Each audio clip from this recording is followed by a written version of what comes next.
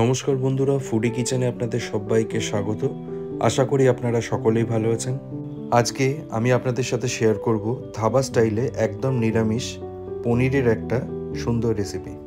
রেসিপিটার নাম হলো আলু মটর পনির। রেসিপিটা প্রথম থেকে শেষ পর্যন্ত অবশ্যই দেখবেন, আর যদি ভালো লাগে তাহলে লাইক আর কমেন্ট করে চ্যানেলটা সাবস্ক্রাইব করবেন। চলুন শুরু করা যাক। প্রথমে 3টে মিডিয়াম সাইজের আলুকে এইরকম ব্লক আকারে চপিং করে ফেলুন। তারপরে আলুগুলোকে বয়েল করে ফেলুন। এখানে ফুল বয়েল করার দরকার নেই, 50 to 60% মতো বয়েল করলেই হবে।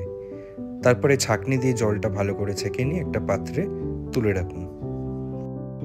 এবারে মিক্সার গ্রাইন্ডারে বানিয়ে ফেলুন একটা ড্রাই মশলা। তার জন্য নিয়ে নিন 10 থেকে 15 গ্রাম কোচানো আদা, 5 থেকে 6 কোয়া রসুন, 3টে কাঁচা লঙ্কা, 1 টেবিল স্পুন গোটা ধনে, হাফ টেবিল স্পুন গোটা গোলমরিচের দানা আর 1 টেবিল স্পুন পরিমাণ গোটা জিরে, সাথে হাফ চা চামচ পরিমাণ লবণ। এটাকে এবারে ড্রাই পেস্ট করুন। ড্রাই পেস্ট হয়ে গেছে। এবারে মিশিয়ে দিন কিছু পরিমাণ কুচিয়ে রাখা ধনেপাতা। তারপরে আবার এটাকে একবার পেস্ট করে ফেলুন। ব্যাস, যে ড্রাই মশলাটার কথা বলছিলাম সেটা কিন্তু পারফেক্টলি রেডি। এবারে একটা কড়াইতে নিয়ে নিন 1/4 কাপ পরিমাণ সর্ষের তেল। তেলটা প্রথমে ভালো মতো গরম করে নিন, আর তেলটা গরম হয়ে গেলে মিশিয়ে দিন 1 চা চামচ পরিমাণ গোটা ধনে, 1 চা চামচ পরিমাণ কালো সর্ষের দানা। তারপরে মিডিয়াম টু হাই ফ্লেমে 20 থেকে 30 সেকেন্ড ভালো করে এটাকে নাড়াচাড়া করে নিন।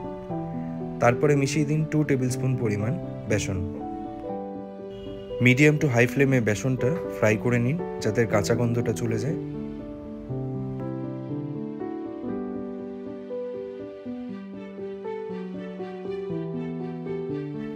এবারে মিক্সার গ্রাইন্ডারে বানানো ড্রাই মশলাটা মিশিয়ে দিন। এবারে 3 থেকে 4 মিনিট ধরে এটাকে কষিয়ে ফেলুন মিডিয়াম ফ্লেমে, যতক্ষণ না এটা পুরোপুরি ড্রাই হয়ে যাচ্ছে। 3 থেকে 4 মিনিট কষানোর পরে মশলাটা বেশ খানিকটা ড্রাই হয়ে গেছে। এবারে মিশিয়ে দিন 2টো শুকনো লঙ্কা আর সামান্য পরিমাণ জল। তারপরে মিশিয়ে দিন 1 চা চামচ পরিমাণ হলুদ গুঁড়ো আর স্বাদ অনুযায়ী লবণ। তারপরে এটাকে আবার কষিয়ে ফেলুন 2 মিনিটের জন্য।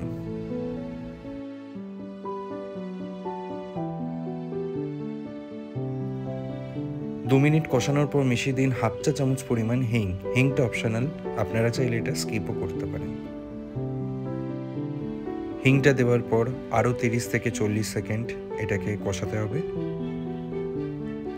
তারপরে হাফ বয়েল করা আলুগুলো মিশিয়ে দিন। এবারে মশলাটার সাথে আলুটা 1 মিনিট ধরে একটু কষিয়ে নিন, আর তারপরে মিশিয়ে দিন 2 কাপ পরিমাণ জল। জলটা এখানে আমরা আমাদের গ্রেভির রিকোয়ারমেন্ট অনুযায়ী মিশিয়েছি। আপনারা যদি আরও খানিকটা বেশি গ্রেভি চান তাহলে কিছুটা পরিমাণ জল আরও বেশি মেশাতে পারেন। জল মেশানোর 1 মিনিট বাদে মিশিয়ে দিন চৌকো ব্লক আকারে কেটে রাখা 200 গ্রাম পনির। এই রেসিপিটায় পনিরটা কিন্তু কাঁচাই মেশাতে হবে। সাথে মিশিয়ে দিন হাফ কাপ পরিমাণ ফ্রোজেন কড়াইশুঁটি। কড়াইশুঁটি আর পনিরটা ভালো করে মিক্স করে ফেলুন।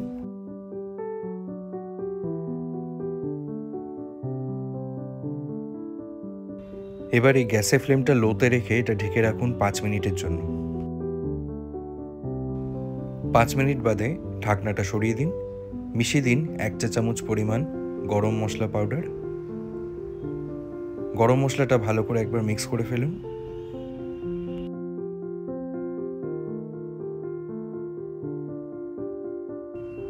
ব্যাস বন্ধুরা, এই স্টেজে একবার চেক করে নেবেন আলুগুলো পারফেক্টলি বয়েল হয়েছে কিনা।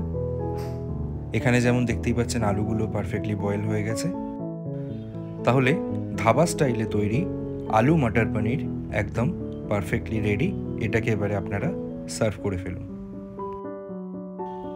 রুটি, লুচি, পরোটা, পোলাও বা ফ্রাইড রাইস, ইভেন নর্মাল সাদা চালের ভাতেও কিন্তু এই আলু মটর পনির খেতে লাগে অসাধারণ। তাহলে বন্ধুরা আজকে এ পর্যন্তই। আবার আপনাদের সাথে দেখা হবে পরবর্তী ভিডিওতে নতুন আর একটা রেসিপির সাথে। ভালো থাকবেন, সুস্থ থাকবেন।